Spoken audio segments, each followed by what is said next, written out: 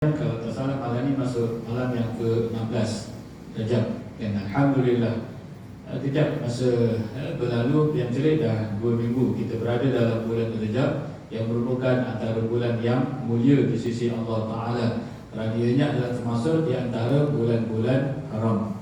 Ada 4 bulan haram: Zulqaidah, Zulhijjah, Muharram, dan satu lagi yang asing, maksudnya yang terpisah, iaitu bulan Rajab. Jadi sama-sama kita penuhkan masa yang terluang dalam bulan Rajab ini diisi dengan usaha untuk mendekatkan diri kepada Allah Subhanahu wa Ta'ala. Lebih-lebih lagi mudah-mudahan ianya menjadi persiapan untuk kita menyambut Ramadan Al-Mubarak. Kerana jam celik Syaban, lepas tu jam celik lagi dah Ramadan. Ialah kita bermula daripada sekarang.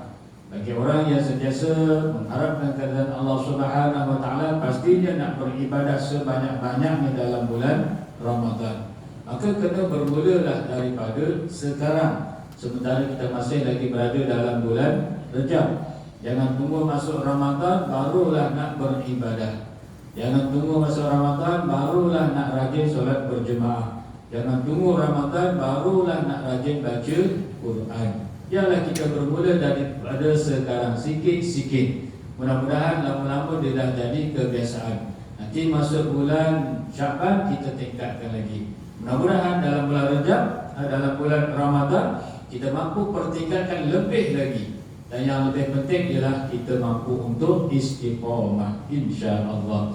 Baik, tuan-tuan yang dirahmati Allah sekalian, sentiasa pengajian kita berkaitan dengan kisah sahabat, di mana masih lagi menceritakan kisah di zaman Sayyidina Ali bin Abi Thalib. Malam ini saya nak kongsi berkaitan dengan satu kumpulan yang muncul secara rasmi di zaman Sayyidina Ali bin Abi Thalib sesudah berlakunya majlis tahkim. Tentang yang dirahmati Allah sekalian, golongan tersebut menamakan golongan mereka sebagai Khawarij.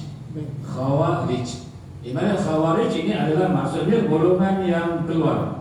Mereka yang keluar, maksudnya mereka yang keluar daripada asalnya penyokong Sayyidina Ali. Mereka keluar daripada menyokong Sayyidina Ali untuk membentuk satu kumpulan yang sendiri. Tentang yang dirahmati Allah sekalian, sebab itu ia diambil daripada Kharajah. Kharajah itu masuk keluar. Jadi Khawarij, mereka yang keluar.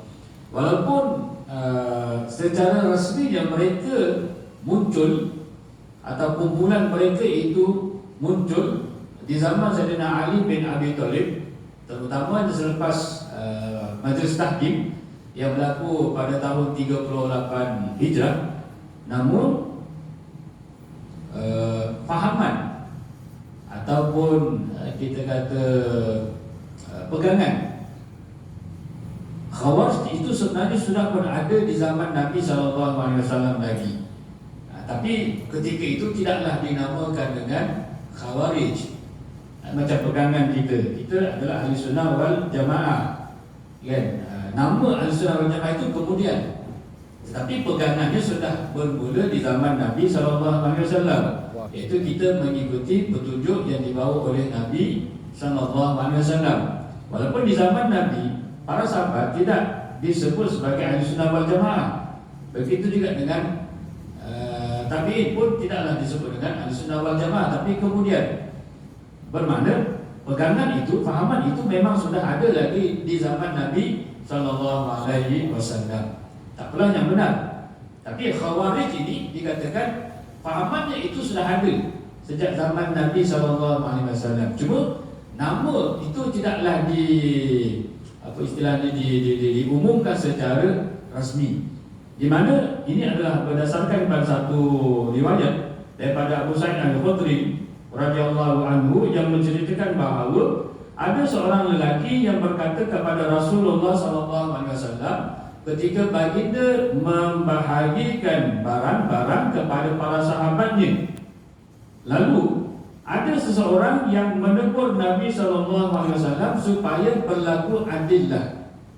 Nabi sedang membahagikan barang kepada para sahabat.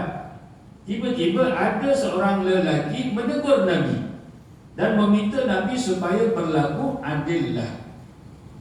Maka Nabi SAW pun memberitahu kepadanya bahawa Nabi lah orang yang paling adil.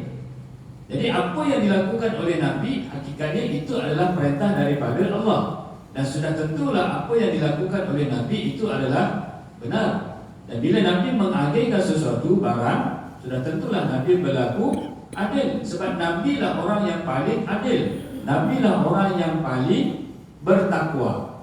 Tenang yang dirahmati Allah sekalian. Jadi bila ada seseorang yang menegur Nabi supaya berlaku adil, dan itu adalah satu tuduhan yang tak betul, kan?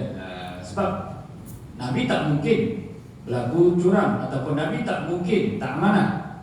Sebab Nabi seorang yang sangat adil, seorang yang sangat amanah.